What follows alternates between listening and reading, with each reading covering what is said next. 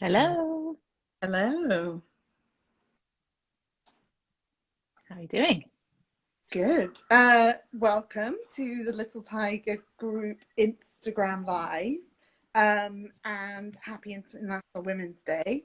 My name is Lauren Ace, and I am the author of The Girls. But that book is old news. That's been out for ages. We're here today to talk about a wonderful new book called This Girl Can Do Anything, which is written by Stephanie Stansbie, who's joining me today, and illustrated by Hazel Quintanilla, who is also joining us. So I absolutely love this book. I think it is a great new addition to the kind of ordinary girls can be amazing range of books, which I think there needs to be more of. We've had a lot of books about kind of inspirational women who've done like really famous, incredible feats, which are important, but I think there was potentially a bit of a lack of the celebration of real girls and how you can make the ordinary extraordinary. So I think that this is a wonderful new addition to that kind of world. And so the first thing I'd love is for Steph to tell us a bit about where the inspiration came for the book and for you. Sorry, I just lagged out a bit there. Were you asking me, Lauren? I was. Tell us about your inspiration for the book. Oh no. Oh, she's buffering. Okay, well, I'm gonna instead then ask Hazel what you thought when you first got the text.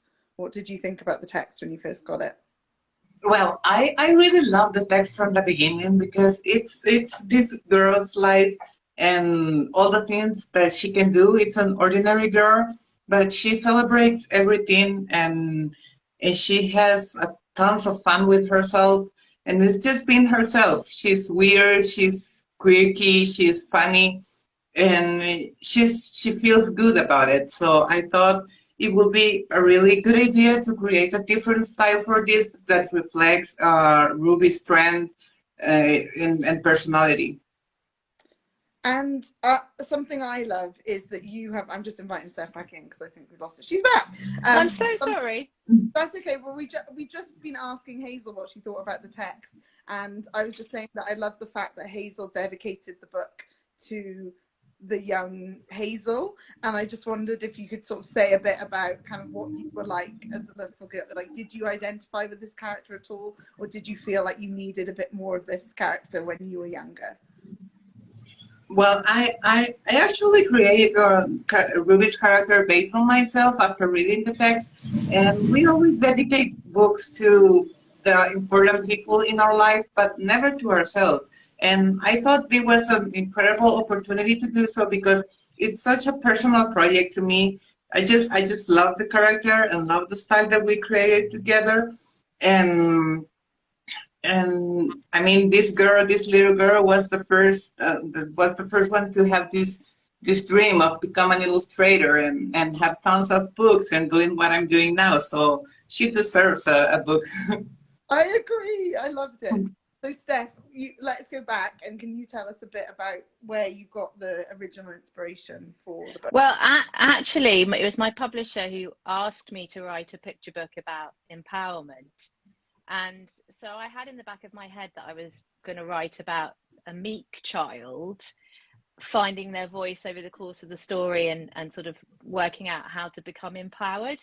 But actually, when I sat down at my desk, the first line that just popped into my head was, I am Ruby and I know what I want.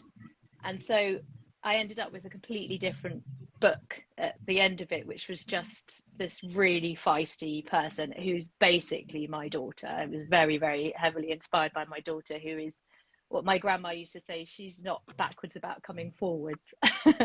And yeah, so it just sort of flowed from that first line. That's amazing. And is your daughter like, this book is about me? Totally. Yeah, totally. In fact, because I used her name up until I changed the name at the end, but she's like, well, obviously this isn't Ruby, it's me. Yeah, she owns it completely. I get that a lot from my friends about the girls. They're all like convinced that they're all kind of a mashup of different people, but they're all convinced each of them is like. It's a lovely table. I've got my phone charger plugged in. This is very professional. And my dog just decided to put it onto the floor.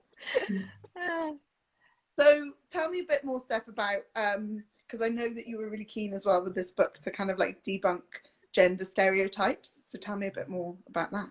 Yeah, I mean, I think it's that thing about, you know, if you swap the genders, what would be peculiar or what wouldn't be peculiar? And I think there's so often girls get pigeonholed into things that they're meant to do or meant to be good at, and some of the qualities like really persevering or being really loud or really knowing what you want, you get labeled as different things. You get labeled as bossy, or you get labeled as just being truculent or things like that.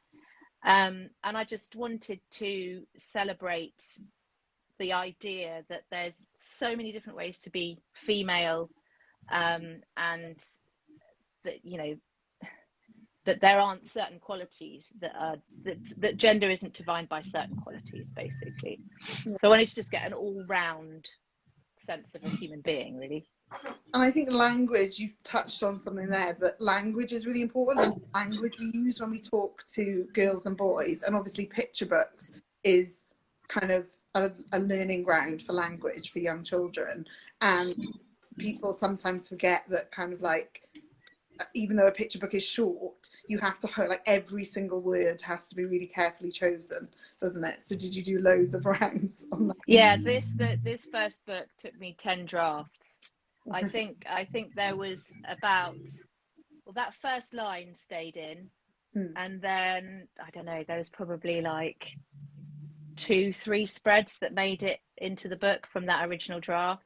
But that's how I work anyway. I just like to get something down. I have to get something down and know that it doesn't matter whether it's going to end up in the final text, you know. And how much did it change once? So, right, I'll not get ahead of myself. How did you find Hazel? Like, how did you find the illustrator that was going to be the person? When I'd written this text, which turned out to be something slightly different, I had a different illustrator in mind, and another talented illustrator, but completely different style to Hazel's. So, but when I wrote it, I went to my publisher and said, I've written this text, but it's absolutely not for this other person. And he said, yeah, you're absolutely right, it's not. So then I said, oh, but actually I've seen this style of Hazel's, because I was already working with Hazel and I love her work, and she's just brilliant to work with. And I'd seen this style that she'd put on Instagram during lockdown. There was one of Hazel, your profile picture in a mask and a little grid of lots of faces, and it had really pared back artwork, and it was really punchy and sparse, and I thought that style could work really well with the text. And it's a really interesting style. If anyone hasn't seen the book, like the insides of the book, you've probably seen the cover all over the place because it's been everywhere. But the book has only just come out. If you haven't seen the insides, Hazel, tell me about that kind of, because you have a really, it's like a really specific style, the way that the colours, is that something that you do a lot in your work already? Were you directed to do that? How did you come to do that?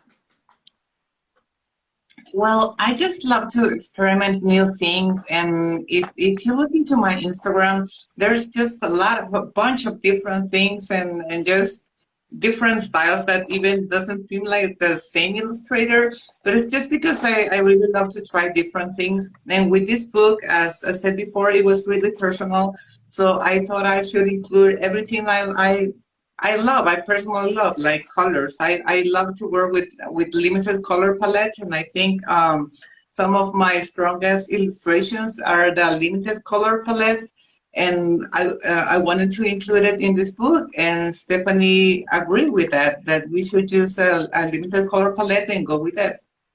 Just pick strong colors that reflects Ruby's personality. I think that's absolutely right. I think the strength of the colors really represents her strength as well.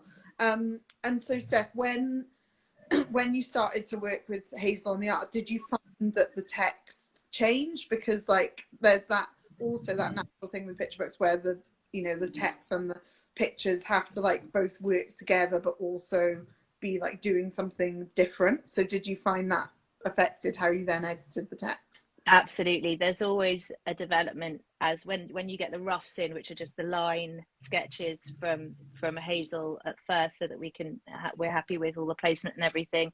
There's always an editing process that the text develops alongside the artwork. And I was really inspired by her character as well. I always have her character up when I'm sort of making edits to the text. Sorry, I can't remember. I lost my thread. I did have something else to say, but I'm sure it'll come back to me. Yeah, because there's a kind of juxtaposition between. Yes, that was the point. Yeah. So basically the humour only comes out in the text when it's placed next to Hazel's artwork. So when I sent the text, we're actually working. We've done another book since it's actually going out of the building today. When I sent the text for the second book, I had to remind everybody, like, this isn't going to be funny until you see it with the artwork. So please, can we just move ahead? Because it's the irony that's created between the understated text and Hazel's really hilarious, larger than life illustrations that bring the humor. And there's so much subtext from what Hazel's doing. It's a real joy. And so you are working on another book together, but you're not going to reveal anything about it. Is it? Will we see Ruby again? You will see Ruby again next year, definitely. I think there's so much to explore, isn't there, with a character like this? You can see her reacting in so many different situations. But I won't push you on that, because then it might give away what you're thinking. It'll definitely have the same theme. I mean, it's definitely got a feminist drive. Yeah. And how tell me a bit about your kind of like how you came to this. Like, did you feel like there was a lack of this kind of representation for girls in picture books? Like, what was it like when you were a child? Did you feel like there was something missing? Well, I mean, really, I've been in publishing really quite an embarrassing number of years, and I was told until really recently that female protagonists don't sell, which is which is pretty dodgy, But it was given as de facto. So it was actually really hard to push female protagonists at all, even as an adult working in the industry. And there's been a massive sea change with that, which is just absolutely brilliant. But yeah, I mean, as a child, when you look back on the TV that we watched, and I mean, it's actually shocking. Thinking, I mean, I was brought up in I was born in the 70s, brought up in the 80s, teenager in the 90s, and the stuff now, you look back and you just think, my gosh, all that was seeping into my psyche. And the representation of women was absolutely diabolical. And I'm so grateful that my own daughter has been born into a time where she can expect to have equal billing, female and male characters, and that the female characters are doing everything that the male characters are. But it's a really recent change. Yeah. And Hazel, what about you? Because you grew up in Guatemala, is that right? Yes, actually, I was born in El Salvador, and I moved about 10 years ago to Guatemala. Okay. And yeah, it's a really there's a lot of stereotypes for girls in these countries, and it's really hard to push forward and to achieve your dreams, because only guys have the leader, the protagonist leader jobs. But I think it's important to have books that teach girls that they can do anything, and it's okay to be as they are. They don't need to change or adjust to any pattern. Just be who they are and celebrate that. I think that's important, and that's what This Girl Can Do Anything for me represents. It's just celebrating this girl's life and how amazing she is as she is. She doesn't have to change anything. She's just perfect.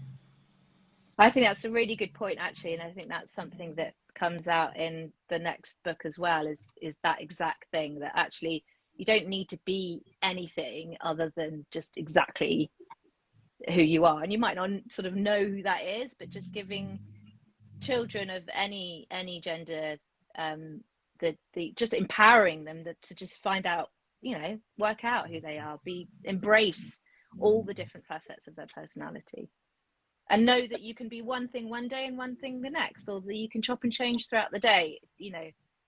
Yeah. Yeah, Ruby's like that. She has so many interests, and she does everything to on his own way, her own way, and it's just amazing. She just have fun and just being herself. I think I would love to be a bit more like her, actually. Yeah. She's quite inspiring. Just Well, she has come from you. Like, I feel like, you need to give yourself more credit.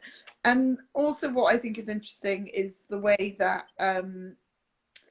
she sort of sets, like, it's not just about I can do this, I can do that. It's also about kind of like the boundaries around, like, you don't get to like make my decisions for me, which is really interesting. Can you talk a bit about that? Yeah, I mean, I think setting boundaries is a really important skill, and I think it's something that women and girls aren't really almost negated from doing, in a way, because I think there's a sense that we should just smile and get on with it, and a lot of, myself included, a lot of people I know, a lot of women I know, are people pleasers, and I think that's part of the society that we're brought up in.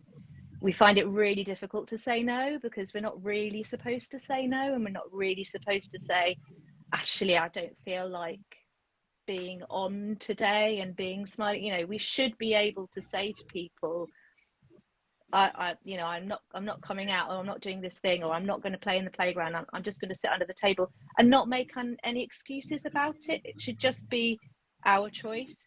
And I think as adults, that's a really, really difficult thing to do. And it's a really difficult thing to do in our society as well, where there's a real social pressure. And that was one of the things I think a lot of people enjoyed in lockdown, was just being able to hole up and, do your own thing. No one's watching. Do your own thing.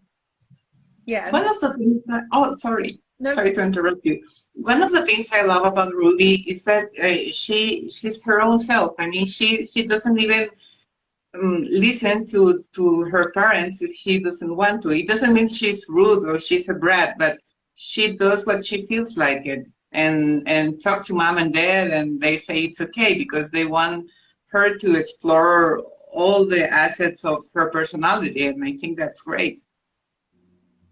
Yeah, I think something that's really noticeable as well in this book is there's not really any conflict. So how so often as well in books about that are kind of like empowering for girls or whatever, it's that they're having to like overcome something, and it's that I like the fact that she's not having to explain to her parents, no, like, I'm going to do this. It's like they're like, yeah, sure, of course she's going to do this.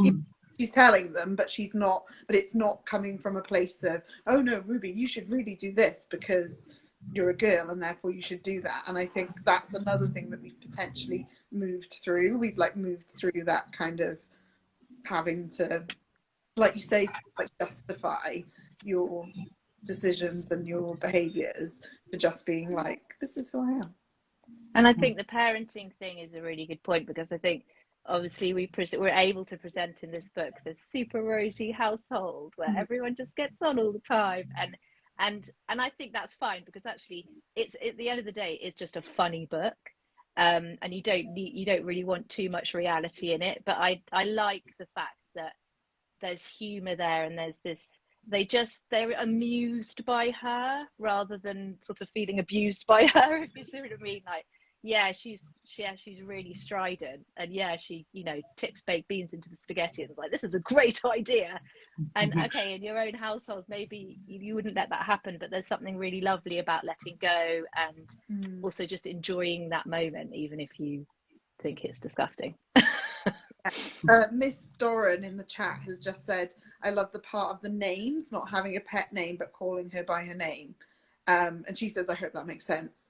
Gives children a sense of ownership. And that really makes sense. So that's something that when I was little, my nan used to call me Pet. So she was Liverpudlian, and so that's a very Liverpudlian thing. And I remember saying to her, it's weird the things you remember. I was like really quite young, and I said, don't call me Pet. That makes it sound like I'm like a dog or a cat, and I'm not a human being. And when I was older, and she did it, like she totally respected it and was like, if she ever called me Pet by accident, she'd be like, sorry, I mean Lauren. And as I got older, I was like, you can start calling me Pet again, because I just think it's a really like, hey. Lauren, wasn't that your idea to add that? Now I'm thinking back. I don't know. I know that either it was someone else's idea, or it was like, can you make this a bit more like sort of front and center? Sorry, that's a really horrible term, but to emphasize it a bit more. Telling that story in like a publishing meeting, so yeah, maybe. Yeah, maybe it actually came from you then. Yeah, you had that. Yeah, because I love that. And what's really funny now is that my own daughter, because I call her all sorts of absurd things, and she's like, no, Mum, don't call me that. And she never did before this book. Yeah. So it's given her, her own, she's empowered by the book to say, actually, do you know what, I don't like that stupid thing you're calling me. It happened the other way around, actually, with my niece, which was that my niece used to call me Lola because she couldn't say Lauren. And when she became able to call me Lauren, I was like really disappointed, because I was like, oh, I liked having that like cute pet name. And my sister was like, she's proud of herself that she can say your name properly like the grown you. I'm sorry, you're just gonna have Really sweet. lots of feisty women in my family. You surprised me. I'm wondering if there's any other questions that people want to put in the chat. It was nice having that bit of interaction from the audience, but I don't know if I've seen. You're putting them on the spot now. Feel free, anyone watching, to send in a question or a comment. I'll read out any comments too. Do you two have, this is always quite fun to do with an illustrator, do you two have questions you want to ask each other? Oh yeah, that's a thought. What's your favorite, what did you enjoy best illustrating out of this book, Hazel, if you can cast your mind back? Well, with this book, I love illustrate the character. She's my favorite. I mean, I love her. I absolutely love her. I have my copy here. And one of the things I love is the relationship with her dog. It's not in the book in every single vignette, but I really love how the dog interact with her, and it's like another plush toy for her, but still it's her friend. I really love that. I love dogs, so maybe that's why I created a backstory about the dog and her in my mind. That's brilliant. We've had a question in from Wallace Picture Books asking how Hazel arrived at the Ruby character visually. Oh, sorry, I didn't catch that. It was, how did you arrive at the Ruby character visually? So I guess you talked a little bit about how you felt like you were illustrating yourself. Yes. Well, she has my hair, messy hair. You're wearing the illustrator's uniform with a stripy t-shirt this evening as well. Yes, yes. I have a real sense of fashion, so I also love how she's the cute skirt she's wearing. I would love to dress like that when I was little, but I didn't make that choice until I was older, so it was way beyond my age. You still can. My friends and I were talking the other day about how we think that when we're like older, we'll dress like we did when we were children, because you have this kind of like, oh, I don't care really what people think anymore about what I look like. Yeah, stuff age appropriateness. Miss Doran has made another comment, which is that she's intrigued with the solid colours in the illustrations. She thinks it's so effective having one colour. Not seen a book illustrated like that before, and she wonders if the colours were in a particular order or reflect the pages. I think it's not in a particular order to reflect something, but just to create contrast and reflects Ruby's mood in every page. Like when she's like, I really love this contrast with teal and orange. That's my favorite, and those are my favorite colors too. But for the rest of the pages, we just look colors that had a good contrast with the line too, because the line is not a black, but a deep blue, and that reflects the Ruby's energy and all her feelings, like this one. It has pink and red because she's an artist, and she's passionate about it. So we wanted to reflect the Ruby's feelings through the color. And I think Hazel's artwork is so slight. It's just incredible how much emotion and body language she can portray in just a couple of brushes. And so I think it's really lovely to be able to use very pared back color, because you wouldn't want to overwhelm that real simplicity of line that she manages to do. I mean, it's really genius. It's kind of you know, sort of Peanuts type of area in terms of how much she gets across in so little. And also for anyone who's is interested in the super nerdy printing aspect, we also printed the text in a dark blue color, which is a bit extra, which is a bit more expensive because technical reasons you normally have to do the text in black. And so that was another thing our designer Giselle Hayes, who we should definitely mention because she was really actively involved in all this too, she was super excited to use a dark blue text because it marries really, really well with the other colors.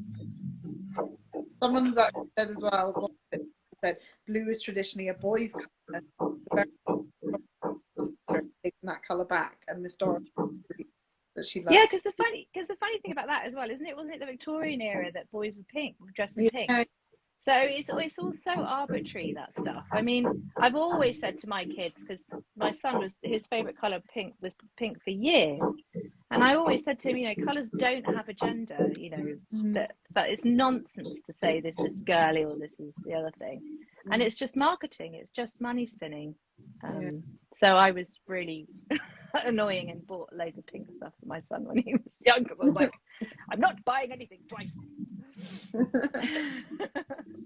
So we are coming up to the end of our half hour, but I just wanted to ask you both before we finish up, who, as it is International Women's Day, about who the women are that inspire you in your lives.